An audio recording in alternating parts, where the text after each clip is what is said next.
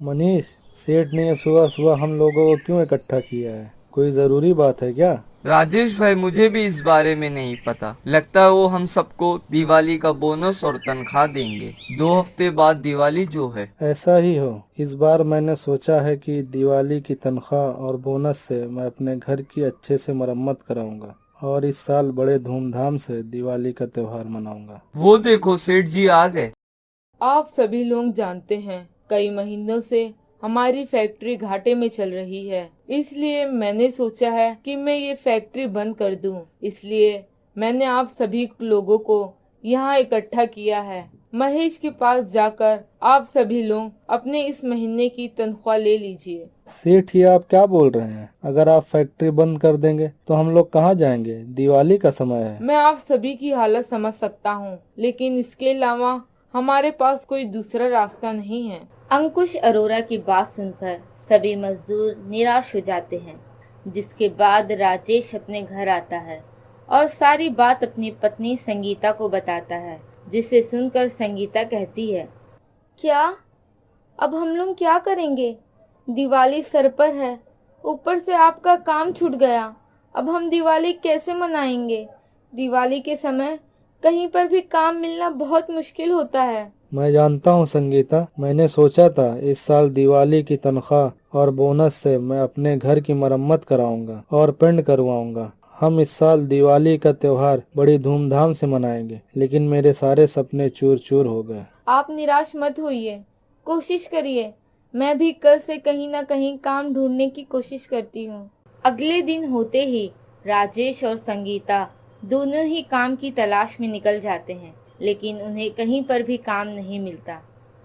कुछ दिन बाद अब तो ना चावल के डिब्बे में पैसे हैं और ना दाल के डिब्बे में। आज धनतेरस है, कल छोटी दिवाली, फिर बड़ी दिवाली। ऊपर वाला हमें इतना गरीब क्यों बनाता है कि हम ढंग से कुछ त्योहार भी ना बना पाए। क्या बनाऊं? खिचड़ी बना देती हूँ, यही सही रहेगा।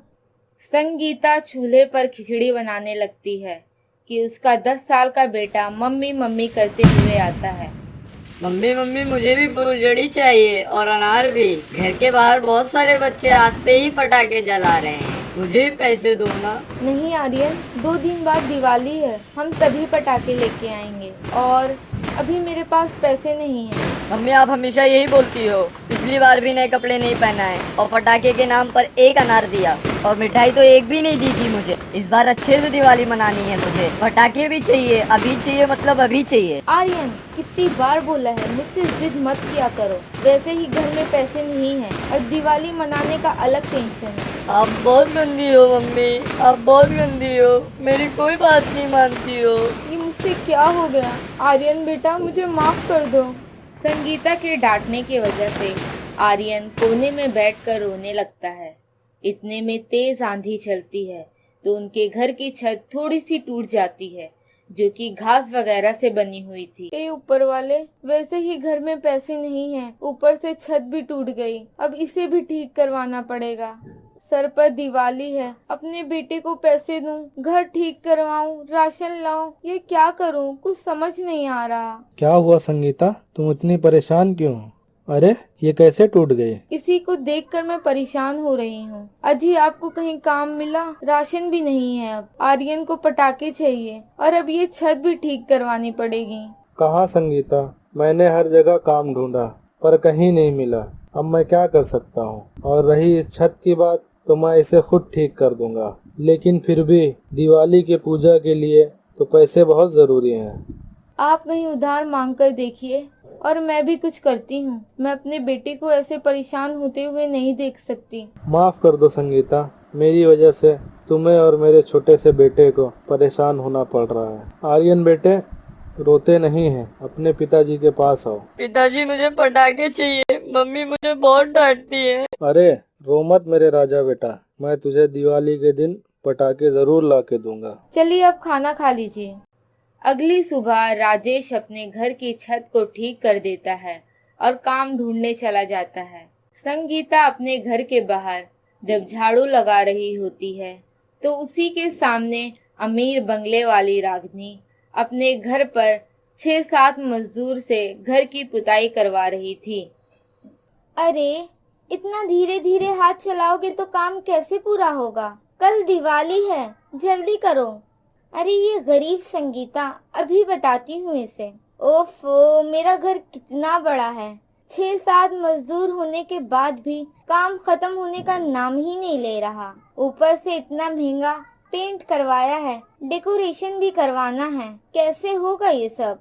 अरे ओ संगीता, तुम्हें तो कोई काम नहीं है तो मेरे घर आके कुछ काम कर दो। वैसे भी तुम गरीब हो, 2-4 पैसे ले लोगी तो तुम्हारी दिवाली अच्छी बन जाएगी।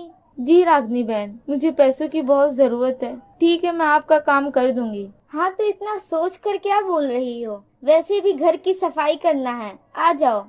फिर संगीता रागनी के घर की सफाई करने के लिए चली जाती है। अरे ये खिड़की ढंग से साफ करो, मुझे तो इस पर अभी भी डस्ट दिख रही है। ठीक से काम नहीं करोगी तो पैसे भी नहीं दूंगी। ठीक है दीदी। संगीता जाले वगैरह साफ करती है।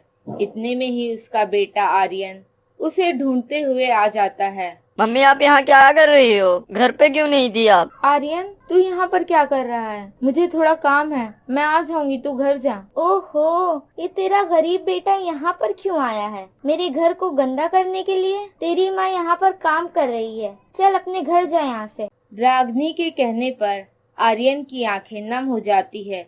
इतने में रागनी की बेटी सोनिया हाथ में गिफ्ट और बड़ा रॉकेट लिए हुए आती है। ओ बल्ले बल्ले, शावा शावा। मम्मा देखो, डैड ने मुझे कितने बड़े बड़े पटाखे दिलाए हैं। और आर्यन, तू यहाँ क्या कर रहा है? तेरे कपड़ा कितना फट रहा है। ये छोड़, देख मेरे डैड ने कितने बड़े पटाखे दिलाए। तुझे तो ये सब मिलेगा नहीं ना, और तेरा घर भी तो झोपड़ी जैसा है। सोनिया बेटा ऐसा नहीं बोलते। आर्यन बेटा ये चॉकलेट रख लो। क्या जरूरत है इन गरीब लोगों पर इतना प्यार न्यौछावर करने की? फिर संगीता के इशारे करने से आर्यन अपने घर चला जाता है। रागनी का घर साफ करने के बाद रागनी गरीब संगीता को 500 का नोट देती है, जो कि उसके लिए बेहद कम थे। इससे वो अपने घर का राशन और पूजा का सामान ले आती है। ये क्या, मैं तो अपने बेटे के लिए कोई पटाखा नहीं खरीद पाऊंगी। अब इस 10 रुपए से क्या होगा? सुनिए भैया, मुझे एक फुलझड़ी दे दीजिए। 10 रुपए का कोई पटाखा आता है क्या आजकल? ये 20 रुपए का है। भाई साहब दे दीजिए, आपकी बहुत कृपा होगी, कम से कम मेरा बेटा खुश हो जाएगा। ये तो मेरा दिमाग खाने लग गई है, गरीब कहीं की। इसको खराब पटाखा दे देता हूँ, ये लो। संगीता खुशी से वो फुलझड़ी लेकर अपने गरीब बेटे को दे देती है, जिससे वो खुश होकर उसे जलाता है तो वो जलता ही नहीं है। मम्मी आपने मुझे पागल बनाया ना, ये खराब पटाखे देकर फुलझड़ी जल भी नहीं रही है। आप बहुत गंदी हो। आर्यन फिर से रोता हुआ चला जाता है। ये देखकर संगीता को बहुत दुख होता है। मम्मा मुझे पटाखे दो ना, मुझे पटाखे जलाना है। बाहर मेरे सभी दोस्त पटाखे जला रहे हैं। अभी नहीं सोनिया, तुम बहुत छोटी हो, थोड़ी देर में डैड आ जाएंगे, फिर उनके साथ तुम पटाखे जलाना। मैं अभी बिजी हूँ, तुम जाओ यहाँ से। इतना कहकर रागनी फोन पे बात करने में बिजी हो जाती है और सोनिया, मम्मा ने तो मुझे पटाखे दिए ही नहीं। एक काम करती हूँ, खुद ही लेकर जला लेती हूँ। इतना कहकर सोनिया चुपके से कुछ पटाखे उठा लेती है और बाहर ले जाकर जलाने लगती है। लेकिन छोटे होने की वजह से सोनिया गलती से अपने हाथ पर ही पटाखे को फोड़ देती है, जिससे उसका पूरा हाथ जल जाता है और वो चिल्लाने लगती है। मम्मा बचाओ मुझे, बहुत जलन हो रही है।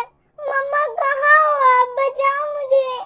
सोनिया के चिल्लाने की आवाज सुनकर राजेश अपने घर से बाहर आता है और सोनिया को ऐसी हालत में देखकर उसे पास वाले हॉस्पिटल लेके जाता है, जहां डॉक्टर सोनिया का इलाज करते हैं। जैसे ही ये बात रागनी और अर्जुन को पता चलती है तो वो लोग भी भागे भागे हॉस्पिटल आते हैं। डॉक्टर, मेरी बेटी कैसी है? वो ठीक तो है ना? जी, आपकी बेटी बिल्कुल ठीक है। Thank you so much doctor. धन्यवाद आप मेरा नहीं, ये दोनों का कीजिए। यही आपकी बेटी को लेके आए हैं। आप दोनों की वजह से आज मेरी बेटी सही सलामत है। सोनिया जैसे तुम्हारी बेटी है, वैसे ही हमारी भी बेटी है। हम ऐसे कैसे उसे कुछ भी होने देते? अब तुम फिक्र मत करो, सोनिया बिल्कुल ठीक है। संगीता, संगीता मुझे माफ कर देना, मैंने हमेशा तुम्हारी गरीबी का मजाक उड़ाया। आज तुम दोनों की वजह से ही मेरी बेटी ठीक है। मुझे मेरी गलती का एहसास हो गया, मुझे माफ कर दो संगीता। इतना कहकर रागिनी संगीता के गले लग जाती है और दोनों अमीर और गरीब पड़ोसियों के बीच एक प्यार का रिश्ता शुरू होता है।